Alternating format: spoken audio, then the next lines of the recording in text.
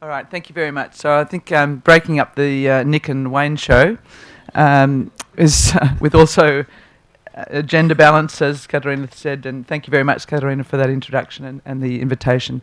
I'm also differ from these chaps before me, as I am not a medical doctor. So if we have any really very technical medical questions, particularly relating to TUE, I've been guaranteed that one of my colleagues will answer them. But thank you for the invitation. So I'm just going to go through a brief summary about the actual Parasport structure. Peter's already given some of that, but this was particularly for our colleagues from Aspetar rather than the NPC community that are here today.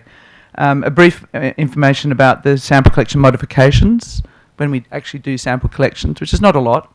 TUE process, education and awareness, and a couple of the key issues. I think I went one more. The Parasport, whoops, this does go fast. Parasport structure relating to anti-doping. Without going into lots of detail, but the organisations involved include the IPC, we have the Parasport specific IFs, as Peter also alluded to, integrated IFs, so some of the sports we have able-bodied and para, impairment-related IFs, and the NPCs. In a little bit more detail, the IPC is the International Federation for 10 of the sports, which means we have the ongoing responsibility, not like the IOC who only have the responsibility during the Olympic Games. So we have an ongoing responsibility for these sports, primarily summer games, winter games, and wheelchair dance sport. In terms of the other areas, and again some examples with the able-bodied international federations now taking responsibility for the parasports as well as the able-bodied athletes. Examples there: cycling, tennis, archery, badminton. We have a couple of international federations that are specifically set up for their own specific sport: wheelchair basketball, football 7-a-side, sitting volleyball, just as examples. And then the last group, a couple of sport impairment-based organisations that are still responsible for those sports. There's a large variety. It's a lot more complex than that, than the able-bodied community. And we have a wide range of national Paralympic committees, some of which have very good interactions and good support by the national anti-doping organisations, and others where we understand there's very limited information and support available. So we'll come back to that. All of these organisations previously mentioned, or every single one, is a signatory to the World Anti-Doping Code. That was established in 2003 after the establishment of WADA in 2000. The code itself also sets out mandatory standards, and we're not going to go into these in any detail, but that's just to set that these are mandatory, and we all must follow, all the signatories follow the application of these 5 standards, and each organisation then separately has its own anti-doping rules in response to these code and the standards. And WADA supposedly monitors compliance, and that's an area that I understand they will increasingly put more effort into in the next few years.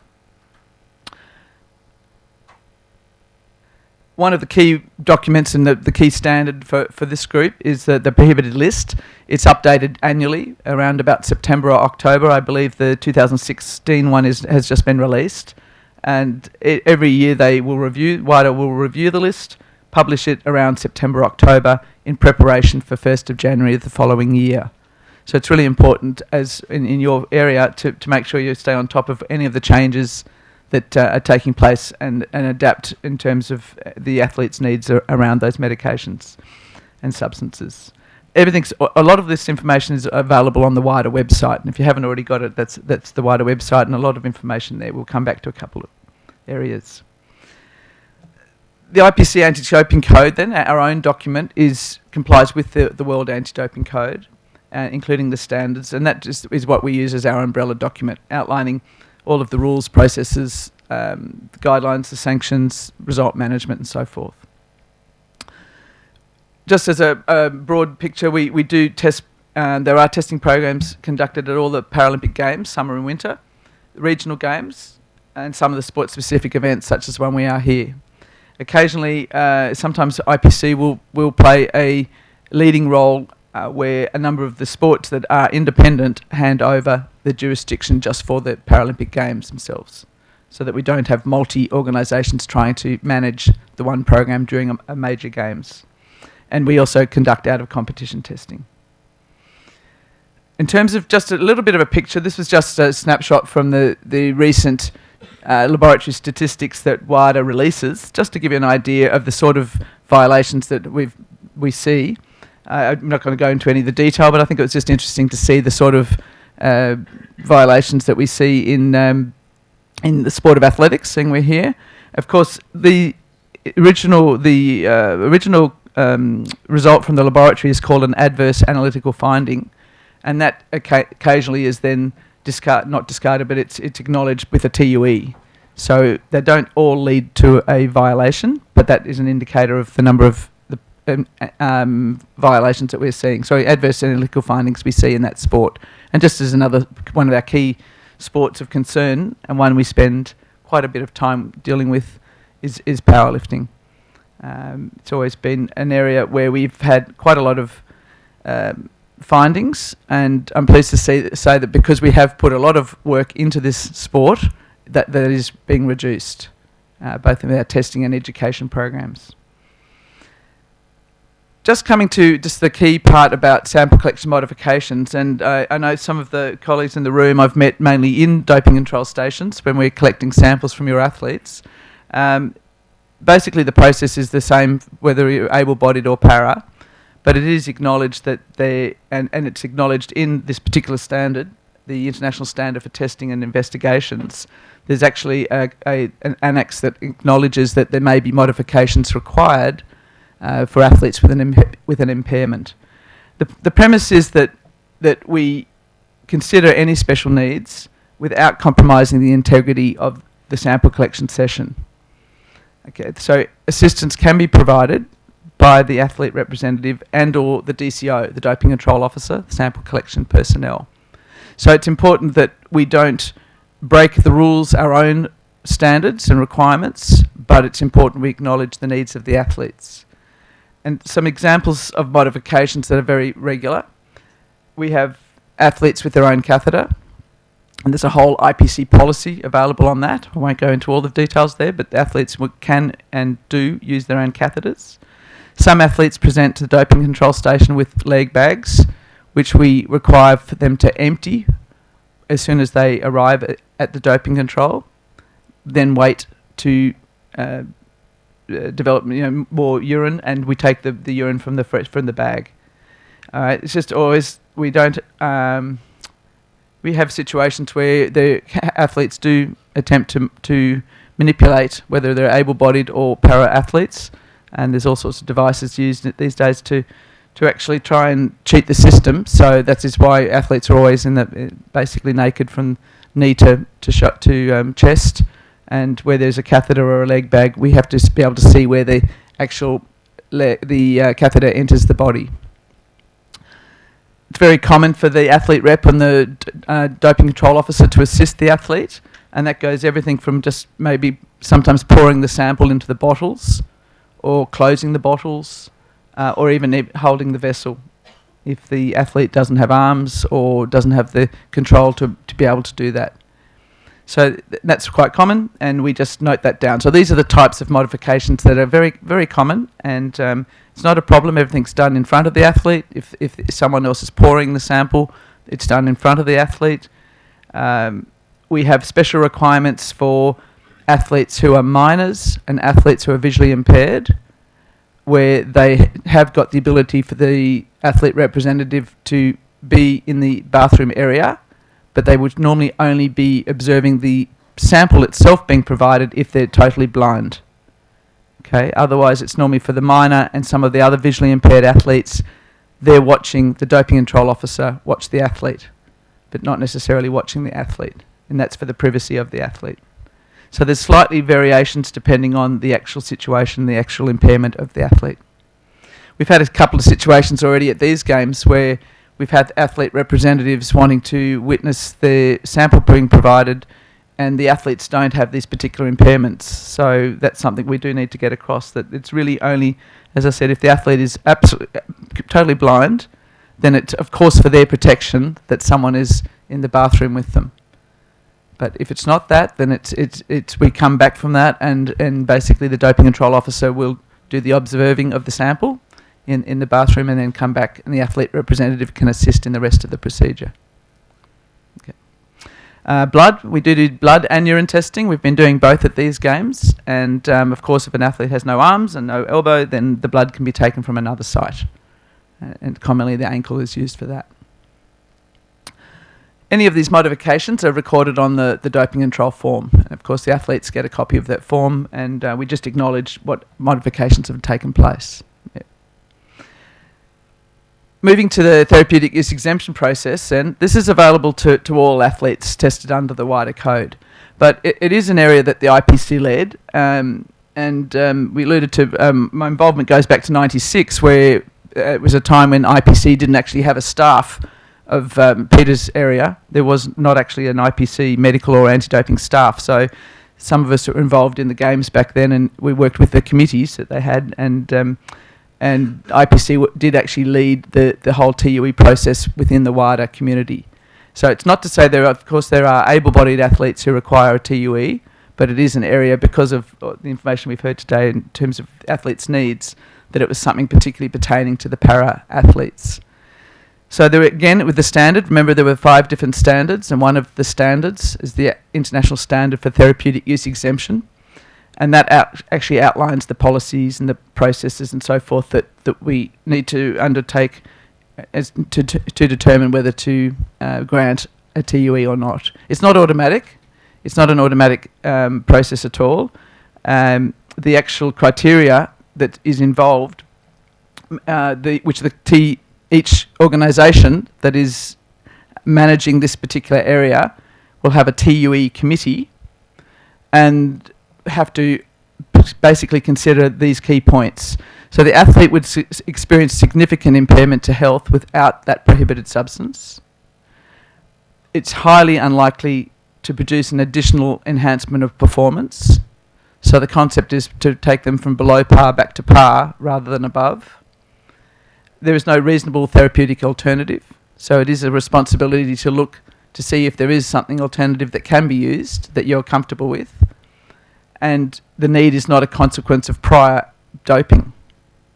So with all of that in mind, then if an athlete does, if you believe, as the medical team, that the athlete does need treatment with a prohibited substance, and just going on this thing, where is my little pointer? Sorry guys, is the pointer on the bottom? Yep. Whoops. Boop, boop, boop. I had both. Sorry.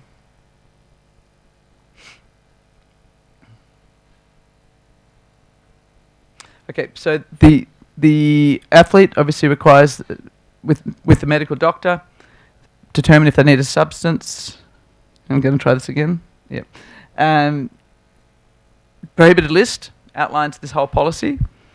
If the drug isn't prohibited, then the athlete can take the medication.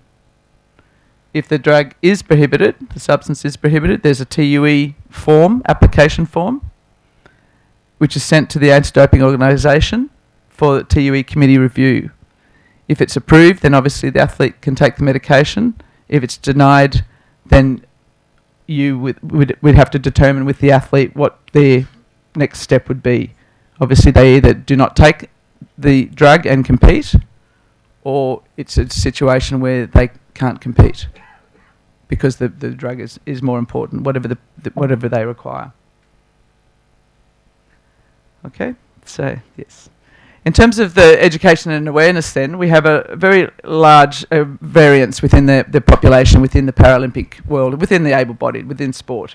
We have, now it is a requirement under the 2015 World Anti-Doping Code. It's actually documented that all signatories are required to develop and implement educational programs for both athletes and support personnel. But of course we see a large variety of application. There are, however, a lot of tools involved. There are a lot of tools available. There are quite a lot of national anti-doping organisations that have put a lot of time and have got the resources, and we can benefit from that. One of the tools that it can be used for your work is this Global Pro. Some of you may have seen it, set up by the UK and Canada, and now used with USADA and JADA, the Japanese. And it's basically where you can put in a substance, a medication, and the system will tell you if it is prohibited or not.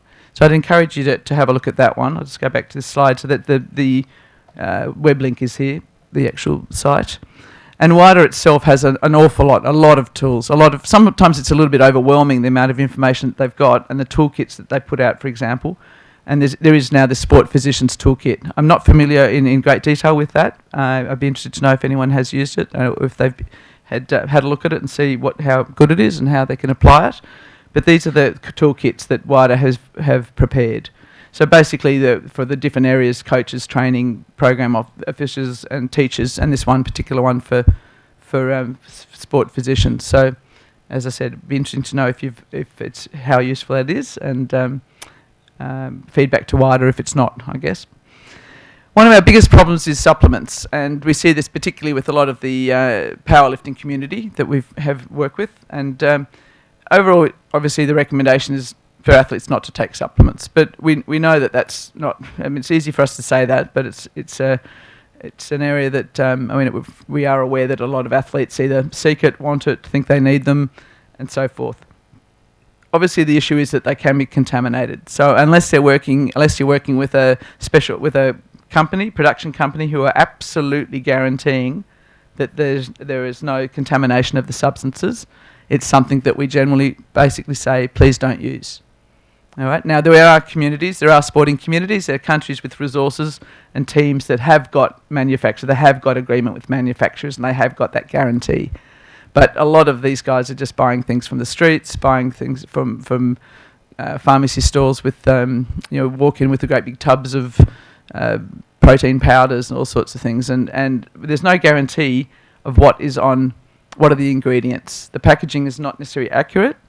And it's just an area that we constantly have issues when athletes test positive, and they basically guarantee that they were only taking a supplement, they didn't realise it was banned. It's these days with strict liability, and the new 2015 code has changed from a 2-year sanction to a 4-year sanction. So this has got enormous implications for athletes. I mean, there may well be circumstances where that 4 years can be reduced, but essentially it's a 4-year sanction. So it's really important that athletes are careful about what they ingest and what they take. These are some of the again statements that we've had from athletes. I didn't take drugs. I just went to buy medication in the street for a flu. Okay, and I think the one that Peter had as well. Not this one. Actually, I only use supplements, not drugs. A lot of athletes just don't think. They think that it's not because the doctor didn't give it to them, it's not a drug, and that the supplements aren't drugs or they aren't doping. They're food. There's just not this concept that understanding that it still can contain a prohibited substance and can end in a 4-year sanction. Really, I guess, alluding to the main issues then, a lot of it comes back to this education. We know that some of our athletes are from countries with little or no anti-doping programs, limited, if any, out-of-competition testing, sometimes no education program at all. We have countries that have what I would call good anti-doping programs, including my own country, Australia, where they put very little resources into, for instance, out-of-competition testing for some reason now. So it's often forgotten. It's often it's the second cousin in terms of the actual testing programs. Some countries are tremendous. And I know, having worked even this last couple of days with the athletes here in our out-of-competition testing program, that a number of the athletes have been tested many times. But for many, it's the first time. And it's because the national program hasn't exposed them to either a testing program and hasn't provided education and information. Fast tracking. We had one case a couple of years ago where the athlete, just because his skill, he was fast tracked through from being just basically an athlete through to an elite athlete to a Paralympic Games, missed out on any education, had no idea that what he could and couldn't take, and tested positive. So he'd hardly even started his career, and all of a sudden he had an anti-doping violation. And I think, again, he was let down by his country, and it was a high-level country. So that was disappointing. We've had a couple of athletes more from smaller countries, that we have sitting in a hearing, and we ask them about the knowledge of the prohibited list, and they don't even know it exists. And that's incredible. And that's at a Paralympic Games. So it is really at times an amazing variance between the knowledge and the understanding that we have amongst our athlete population and our support personnel. This was the one that Peter alluded to earlier. I submitted my medication list to my team physician and did not hear from him afterwards, therefore trusted it was safe. Tested positive, it was a Winter Paralympic Games, and he had done the right thing. He'd been asked to provide that list, but the doctor hadn't had time, or the doctor was a volunteer. The doctor didn't have time and didn't provide that feedback. And at that stage, from recollection, I think if he had applied for a TUE, he would have received one. And that was taken into account in the actual hearing, but it was putting the athlete through a pretty frightening situation. I mean, the athlete, I believe, didn't play in the final of the actual competition because of this case. So again, with medical people working with the paras, you do have a responsibility in the role that you're in to be familiar with the code, the standards, the list. They do change. The list changes every year. The code itself changes usually every about 4 years. I realise, again, many of you are volunteers, but it should be a requirement if a team is coming away for athletes to have anything they are taking, any supplement, any substance, any medication checked prior to use. If there isn't an alternative medication, to submit a TUE, but in good time, because it's not automatic that they'll be given approval to use that substance. We've already talked about the doctors, but doctors themselves can be banned and or monitored for poor athlete support. I remember back even in Sydney, which the Games was involved, we had a Russian doctor who'd given one of the gymnasts a banned substance, and he himself was banned for 4 years. I think the athlete was banned for 2. But the doctor was banned for 4 years from representing this country. So, and now with the new code, the new wider code, there's a lot more emphasis on the support personnel and their responsibilities. But as I said, there's also responsibilities for all of the anti-doping organisations to put more time into education.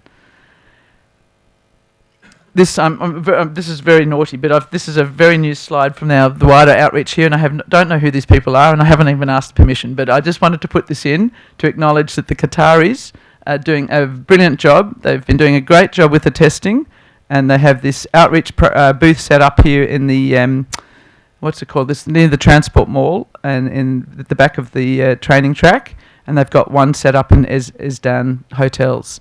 And I know they've been overwhelmed with a lot of athletes and coaches, doctors coming to actually do the wider quiz and get the prizes. But I just thought I'd put that up because they have been doing a fabulous job. It's not always wider doing the outreach. It's often the local organising committee, and these guys here have been doing a tremendous job. So please take the opportunity while you're here, go and visit one of these booths if you haven't got information, and take the information they have from there.